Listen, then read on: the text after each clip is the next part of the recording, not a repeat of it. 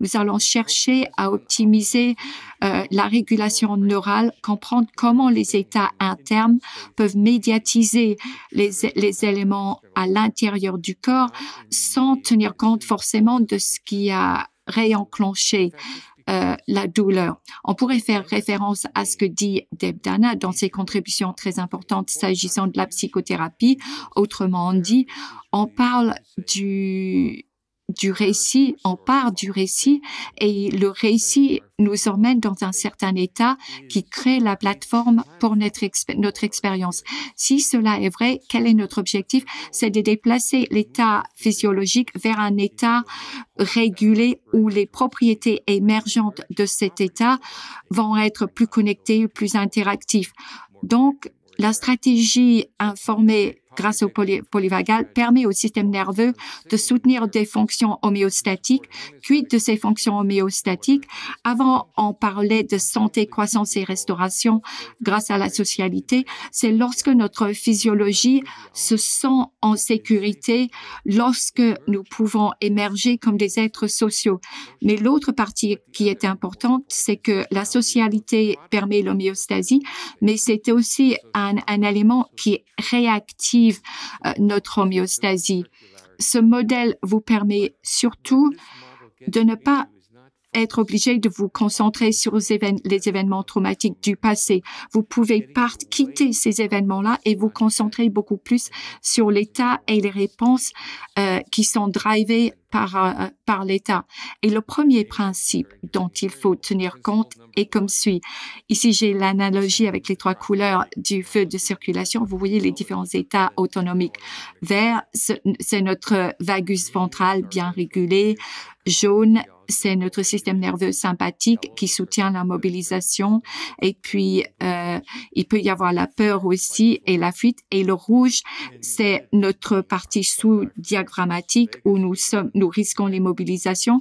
Mais lorsque nous ne sommes pas menacés, cela peut soutenir des moments d'intimité et des moments d'homéostasie vraiment, vraiment au calme. Donc, ces domaines neurophysiologiques, ces différentes hypothèses sont des hypothèses pour le système nerveux et sont basées sur les variables que j'ai décrites. La théorie polyvagale considère que l'état autonomique varie en fonction du stimuli et de la réponse. Cela veut dire que l'état peut être adapté. Et il y a tout un principe d'enseignement d'apprentissage. C'est quelque chose qui a été présenté même lors des années 20, en 1920, afin d'exprimer pourquoi cette solution marchait. Et à l'époque, on ne mesurait pas le corps, mais on utilisait des informations stéréologiques. Et nous allons y revenir. Nous y revenons avec nos questions sur le passé traumatique d'une personne et nous découvrons bien sûr que les personnes avec un passé traumatique ont plus de réactions, plus de symptômes cliniques.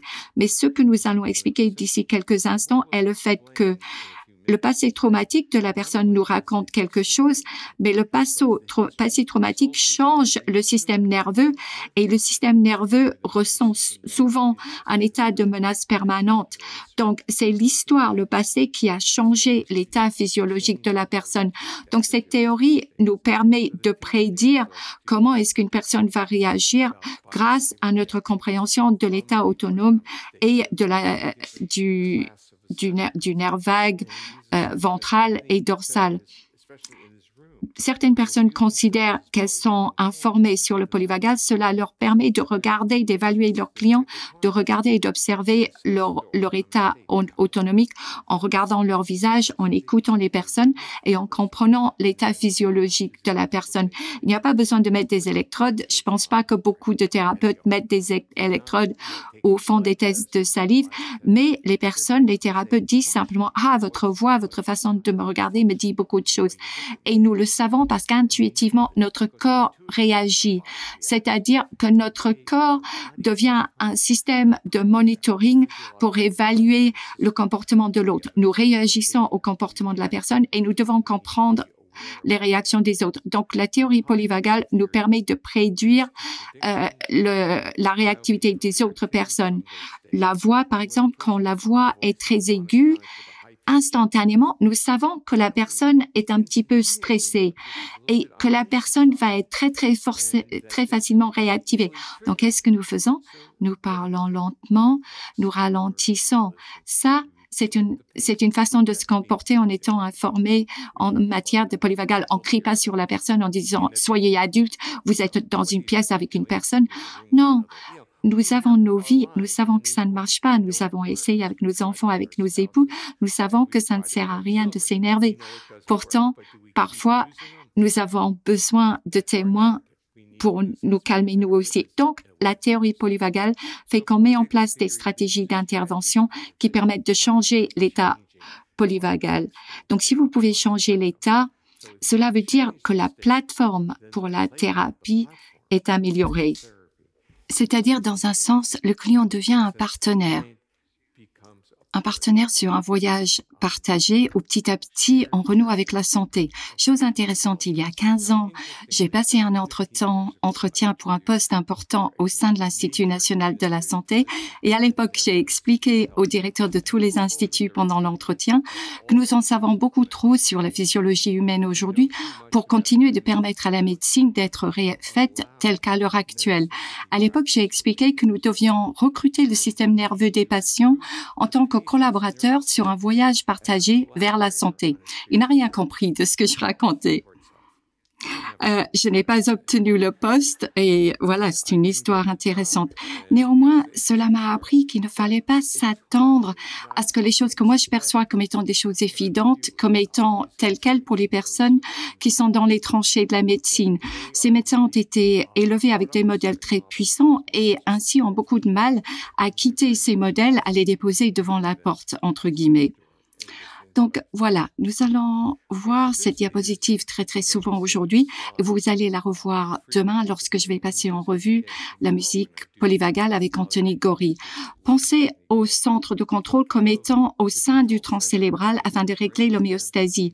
Donc vous avez le nerf vague qui a une branche sensorielle où 80% des fibres sont des fibres qui peuvent ressentir, qui passent dans les organes. Il ne faut pas voir le nerf vague comme un système moteur, mais plutôt comme un système de surveillance qui est là pour surveiller tous les organes du corps et qui envoie des informations vers ce système de contrôle et puis à travers les voies efférentes du nerf vague et du verbe dorsal, aussi du sympathique, afin d'aller vers les organes cibles. Et cela veut dire que petit à petit, notre état autonome peut être déplacé. Et si on va trop dans une direction, le système sensoriel retourne vers le tronc cérébral afin de dire il faut enlever une partie de cette influence. Donc, vous avez un ajustement permanent qui a lieu. Nous pouvons imaginer ça comme le fait de signaler, d'indiquer l'état du système nerveux autonome. Nous disons au tronc cérébral dans quel état nous sommes. Et si nous sommes dans un certain état, nous envoyons certaines demandes. On veut une normalisation, mais dans d'autres états, on veut que la fonction homéostatique revienne. Et nous voyons qu'un stimulateur du nerf vague fait exactement cela. Donc, qu'est-ce qu'un stimulateur du nerf vague? On s'imagine qu'on simule le nerf vague. OK, oui, mais quelle partie? La branche sensorielle du nerf vague. Comment est-ce que cela a un impact sur les organes? Ça n'a aucun impact. C'est-à-dire, si cela a un impact sur les organes, ça veut dire que vous avez beaucoup trop de courant dans le stimulateur. Et à ce moment-là, vous allez renouer avec les anciens éléments. Trop de courant, vous aurez la diarrhée. Vous aurez beaucoup trop, et vous pouvez avoir l'impotence pour les hommes. Donc, cela veut dire qu'il faut surtout battre une retraite pour avoir un impact seulement sur la partie sensorielle où on dit au tronc cérébral que nous recevons des informations des organes, les organes envoient des informations et donc tout va bien. Cela veut dire que nous pouvons revenir à un niveau homéostatique. D'une certaine manière, donc, c'est comme cela que ça fonctionne. On peut indiquer une situation de sécurité à travers le stimulateur du nerf vague, mais on peut le faire aussi à travers une stimulation acoustique, le protocole Safe and Sound, ou également à travers les caractéristiques régulatrices, la voix, le visage, l'engagement, tout ce qui est engagement social. Et tout passe par le système central pour envoyer des signaux de sécurité ou des indicateurs qui vont permettre à ce qu'on retrouve une situation de calme. Pensez à un enfant qui pleure, comment la mère calme le bébé. Si la mère est douée, entre guillemets, dans ce qu'elle fait, elle va pouvoir calmer le bébé, elle va agir en tant que stimulateur très, très puissant. Si elle a un bébé qui pleurniche en permanence, elle va finir par comprendre que ça ne marche pas aussi bien. Donc, il y a les différents niveaux de typicalité. Nous avons eu un enfant de chaque. Et ainsi, nous avons une très bonne compréhension de ce qui se passe dans ce domaine. Donc, même au sein de notre foyer, où nous avons pu comprendre et évaluer les différences individuelles que les différents organismes peuvent montrer. Pour continuer, la métaphore que nous voulons prendre avec nous, c'est la métaphore d'une neuromodulation furtive, quelque chose qui arrive, on va dire, de l'extérieur ou sous notre intention consciente. Si nous avons des intentions trop fortes, nous allons tout faire mal fonctionner, nous allons trop penser, nous allons imaginer que nous contrôlons le tout et quand le corps ne va pas réagir par rapport à nos intentions, nous allons nous fâcher par rapport au corps. Beaucoup de personnes, y compris des personnes qui ont vécu un traumatisme, sont furax avec leur corps parce que leur corps a cessé de les écouter. Parce que leur corps dit simplement « Ah, je ne fais pas confiance à ce qu'on veut me faire faire ». Et le corps a raison dans ce cas. Et ce qui s'est passé, c'est que toutes ces personnes, par exemple, qui ont vécu un trauma, ont un système nerveux qui hésite avant de relâcher ou abandonner ses défenses. Ce système nerveux ne fait pas confiance à la branche de l'intentionnalité. Comment introduire un changement? On utilise une neuromodulation furtive. L'intonation calme l'enfant, calme le chiot, calme le chaton. Donc, nous devons indiquer à notre système nerveux qu'il a bel et bien la permission de récupérer et de retourner vers des fonctions homéostatiques. La fonction homéostatique existe au sein de notre corps et à travers des neurosignaux très longs, on peut le sentir, il y a tout un ensemble de rythmes, mais cela peut être ressenti également dans nos intestins. Chose intéressante, cela peut être vu également dans l'utérus.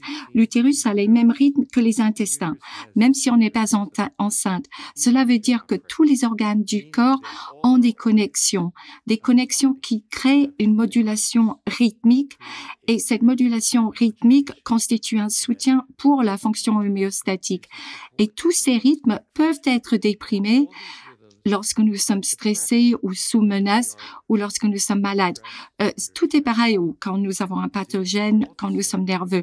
Le système nerveux, à ce moment-là, interprète un indicateur de menace et dysrégule les fonctions. En général, pour des raisons très, très importantes.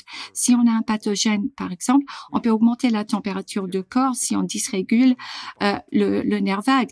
Si on a de la fièvre, cela marche. Les réactions aiguës sont très, très adaptives, mais les réactions chroniques peuvent être pathologiques. Et c'est pour cela que des personnes viennent vous voir. Les personnes sont bloquées dans un état. Même, parlons du Covid long. Qu'est-ce que le Covid long? Est-ce que vous avez une maladie ou est-ce que vous avez gagné la guerre? Est-ce que vous avez tué le pathogène? Mais peut-être que votre système nerveux n'a pas reçu le message. Peut-être que votre système nerveux n'a pas compris que vous avez gagné la guerre. Dans ce cas-là, la question est comment indiquer au système nerveux qu'il a bel et bien gagné la guerre? Vous voyez, tous ces perturbateurs peuvent être psychologiques, physiologiques. Un autre point à garder à l'esprit est que la santé mentale, les menaces vis-à-vis de la santé mentale sont tout aussi puissantes que la blessure physique ou que les menaces physiques. La question est surtout que notre système nerveux ne discrimine pas entre la maladie mentale et la maladie physique. Ainsi, lorsque vous allez voir un médecin, par exemple, lorsque les personnes vont voir les médecins avec des systèmes chroniques où le médecin dit « vous n'avez aucun problème », cela veut dire qu'il n'y a pas de pathophysiologie. Le médecin, à ce moment-là, ne sait rien de la neurorégulation de l'organe parce que le médecin n'a pas ces outils. Donc, il s'agit du point final de la neurorégulation qui s'est mal passé. Donc, le véritable avenir de la santé mentale et médicale est le développement de mesures neuro qui peuvent cartographier vraiment ce qui se passe dans le corps. Donc, le nerf vague est impliqué dans ces rythmes homéostatiques. la théorie n'est pas du tout concentrée sur le changement de votre profil de réponse. Il s'agit plutôt de se concentrer sur l'optimisation de l'état autonome pour médiatiser la disruption autonomique et en ce faisant, cela sert à promouvoir une résilience, une flexibilité et bon nombre des symptômes que vous voyez disparaissent.